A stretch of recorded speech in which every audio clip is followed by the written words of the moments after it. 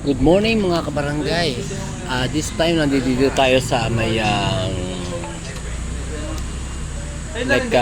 what we did before na i-vlog natin before ang simbahan Oriente Banglan Church.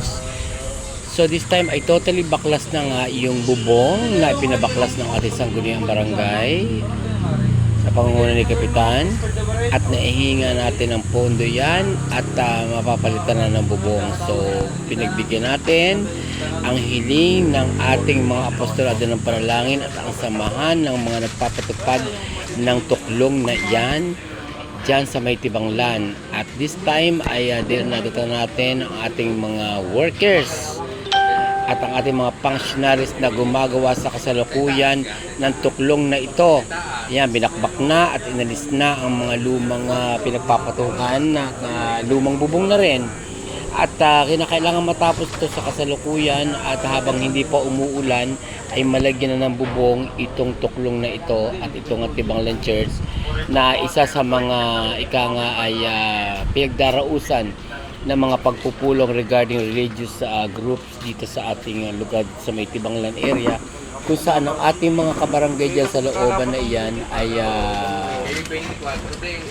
what we call this nakakatipon-tipon, at pag may mga halimbawa okasyon at pagdiriwang ng mga halimbawa Semana Santa or whatever, malaking bagay itong tuklong na ito na malagyan ng bubong sa lalong madaling panahon habang hindi pa nga umuulan, dahil ito ay nagiging sentro nga ng mga pagdiriwang at mga pagmi-meeting dito sa may Tibanglan na nag-uugnay pa rin ng isang magandang komunidad.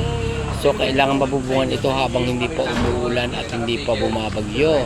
At chine-check up na nga ng ating magiting na kapitan kung ano ang mga dapat pang gawin, at bago siya pumunta doon sa mga kailangan lakad pa at mga pagpupulong na pupunta niya today, ay mai-inform sa ating mga workers kung paano ang gagawin at wastong tamang gawin dito sa ating bubong ng ating tuklong. So, malaking bagay ang ginagawa na proyekto ng ating sanggunian sa pangunguna niya, na itong tuklong na ito ay lalong mapaganda at ika nga ay maayos, katulad ng mga upuan, everything, at ito kahit pa paano itong warehouse na ito nagsisilbing taguan ng mga gamit sa tuklong ay may ayos din at mailagay sa tamang pundasyon ang tuklong na ito. At yan ang si Cap. Ayan. Pakinggan natin ang kanyang sabihin. Pagtutulong-tulungan na lang ng tao na may ayos. Nakahingi tayo ng yero sa ating ginagalang na mayor. Tayo ay donate na lang ng mga magagamit ng mga bakal. Yung collection naman ng ating BLC sa pangunguna ni Sister Baby ay siya na lang natin gagamitin sa labor na ang mga materyales hindi pagtutulong-tulungan na lang ng tao. So ito ay pinipilit nating matapos agad para bago magtag-ulan ay maayos na itong tuklong.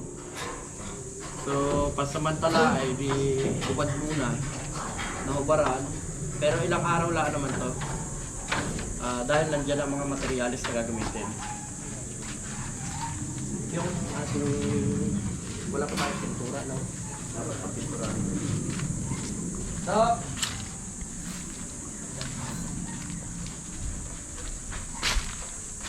paalala mo yung pintura. Pinturang primer. Primer. Oh, primer. Para saan naman niya, bro? Ano po? Ito po yung ginagamit natin pagtatrases. Okay. Ari po yung welding machine, yung nag-loose lang po yung Connection, yung okay. switch, yung aking repair para ko magamit.